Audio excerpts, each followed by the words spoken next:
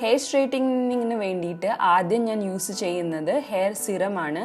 ഞാനിവിടെ യൂസ് ചെയ്യുന്നത് മാട്രിക്സ് എന്ന ബ്രാൻഡിലെ ഹെയർ സിറമാണ്. ഹെയർ വാഷ് കഴിഞ്ഞ സമയത്ത്, ഹെയർ കണ്ടീഷനിങ് ഒക്കെ ഇട്ടിട്ട് കുളിച്ച് കഴിഞ്ഞ സമയത്ത് ഉടനെ വെറ്റ് ഹെയറിലാണ് സീറം അപ്ലൈ ചെയ്യേണ്ടത്. ഈ എൻസിലോട്ടായിട്ടാണ് സീറം അപ്ലൈ ചെയ്യേണ്ടത്. അത് കഴിഞ്ഞിട്ടാണ് ഹെയർ സ്ട്രെയിറ്റനിങ്ങിൻ്റെ പ്രോസസ്സ് ഉണങ്ങി കഴിഞ്ഞിട്ട് നമ്മൾ സ്റ്റാർട്ട് ചെയ്യുന്നത്. ആവശ്യമുള്ള സാധനങ്ങൾ ഒരു ചീർപ്പും അതുപോലെ തന്നെ ഇങ്ങനത്തെ ചെറിയ ക്ലിപ്സുമാണ് ആവശ്യം. കേർലി ഹെയർ ആയതുകൊണ്ട് തന്നെ തലമുടീനെ നന്നായിട്ട് ഈരിയെടുക്കണം, അല്ലെങ്കിൽ ഹെയർ സ്ട്രെയിറ്റ്നർ അതിൻ്റെ ഉള്ളിൽ സ്റ്റക്കാവും. അത് കാരണം നന്നായിട്ട് മുടിയിലെ നോട്ട്സ് എല്ലാം കളയണം. സോ ഇങ്ങനൊരു വൈറ്റ് ടൂത്ത് കോംബാണ് കേർലി ഹെയറിന് വേണ്ടിയിട്ട് നല്ലത്. ചെറിയ കോംസ് ഒക്കെ ആണെങ്കിൽ മുടി പൊട്ടിപ്പോവാനായിട്ടുള്ള ചാൻസസ് കൂടുതലാണ് കേർലി ഹെയറിന്. സോ അത് കാരണം കേർലി ഹെയറിന് വൈഡ് ടൂത്ത് കോംബാണ് ഇമ്പോർട്ടൻറ്റ്.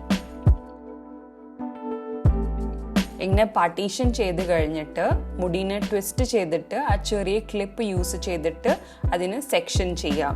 നിങ്ങൾക്ക് എത്ര വേണമെങ്കിലും മുടീനെ സെക്ഷൻ ചെയ്യാം. നിങ്ങളുടെ കംഫോർട്ട് ലെവൽ അനുസരിച്ചിട്ടായിരിക്കും നിങ്ങൾ ചെയ്യേണ്ടത്. ബിഗിനർ ആണെങ്കിൽ കുറച്ചും കൂടി 4 സെക്ഷൻ ചെയ്യാം. ഞാനിവിടെ ജസ്റ്റ് 2 സെക്ഷൻസ് മാത്രമേ ചെയ്യുന്നുള്ളൂ.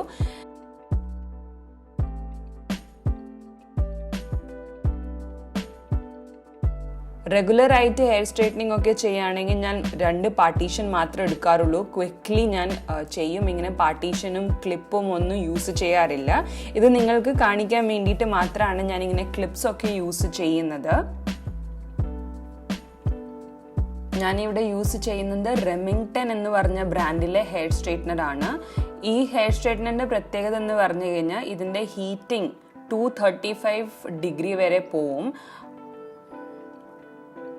ഏറ്റവും ഹോട്ടസ്റ്റ് ആയിട്ടുള്ളൊരു റെമിംഗ്ടൻ്റെ ഹെയർ സ്ട്രെയിറ്റ്നർ ആണ്. കാരണം കേർലി ഹെയർ സ്ട്രെയിറ്റനിങ് ചെയ്യുമ്പോൾ ഹീറ്റിംഗ് ടൂൾ, ഈ സ്ട്രെയിറ്റ്നർ കുറച്ച് ഹീറ്റ് കൂടുതലായിട്ടുള്ളത് വേണം, എന്നാലേ കേർലി ഹെയർ നന്നായിട്ട് സ്ട്രെയിറ്റ് ആവുള്ളൂ.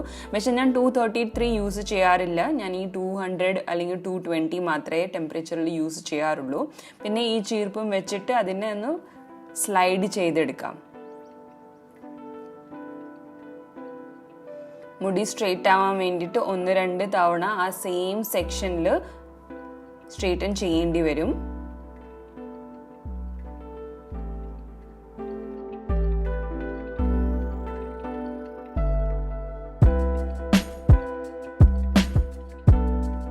ഹെയർ സ്ട്രെയിറ്റനിങ് എന്ന് പറയുന്നത് മുടിക്ക് കുറേ ഡാമേജിങ് ആയിട്ടുള്ള ഒരു കാര്യം തന്നെയാണ്.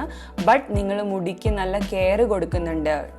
എവറി ഓൾട്ടർനേറ്റ് ഡേയ്സ് അല്ലെങ്കിൽ ആഴ്ചയിൽ 3 തവണ മിനിമം ഹെയർ ഓയിലിംഗ് ചെയ്യുന്നുണ്ട്, പ്രോട്ടീൻ ട്രീറ്റ്മെൻ്റ് ഒക്കെ ചെയ്യുന്നുണ്ടെങ്കിൽ യാതൊരു പ്രശ്നം ഹെയർ സ്ട്രെയിറ്റനിങ്ങിൽ എനിക്ക് വന്നിട്ടില്ല. കാരണം ഞാൻ hair straightening I believe 7 to 8 years more than that ചെയ്യുന്ന ഒരാളാണ്. ഹെയർ സ്ട്രെയിറ്റ് ആയിട്ടുള്ള ഹെയർ എനിക്ക് നല്ല ഇഷ്ടമാണ്. സോ അതുകൊണ്ട് തന്നെയാണ് ഹെയർ സ്ട്രെയിറ്റനിങ് ഞാൻ എപ്പോഴും ചെയ്യാറ്. സോ ഇതുവരെ അങ്ങനെ ഡാമേജ് അല്ലെങ്കിൽ സ്പ്ലിറ്റ് എൻഡ്സ് ഒന്നും വന്നിട്ടില്ല. റെഗുലറായിട്ട് എവറി once in 6 months അല്ലെങ്കിൽ once in 1 year ഞാൻ ഹെയർ കട്ട് ചെയ്യാറുണ്ട്. ഹെയർ സ്ട്രെയിറ്റനിങ് ചെയ്യുമ്പോൾ ശ്രദ്ധിക്കേണ്ട കാര്യം റൂട്ടിൽ ഹീറ്റ് തട്ടിക്കാതെ ഇരിക്കുക. ഒരു റൂട്ടിൽ നിന്ന് കുറച്ച് വിട്ടിട്ട് വേണം ഹെയർ സ്ട്രെയിറ്റനിങ് ടൂൾ യൂസ് ചെയ്യാൻ വേണ്ടിയിട്ട്. അല്ലെങ്കിൽ റൂട്ടിൽ തട്ടിക്കഴിഞ്ഞാൽ അത് കുറേയും കൂടി റൂട്ടിനെ ഡാമേജ് ചെയ്യും. സോ ഹെയർ സ്ട്രെയിറ്റനിങ്ങിന് പുറകിലുള്ള മുടിയിലൊക്കെ സ്ട്രെയിറ്റൻ ചെയ്യാൻ കുറച്ച് പ്രാക്ടീസ് പിടിക്കും. കാരണം നമുക്ക് ഒബ്വിയസ്ലി പിന്നിലുള്ള മുടിനെ നമുക്ക് കാണാൻ പറ്റില്ല. സോ ഒരു ജഡ്ജ്മെൻറ്റ് വെച്ചിട്ടാണ് പിന്നിലുള്ള മുടി സ്ട്രെയിറ്റ് ചെയ്യുന്നത്.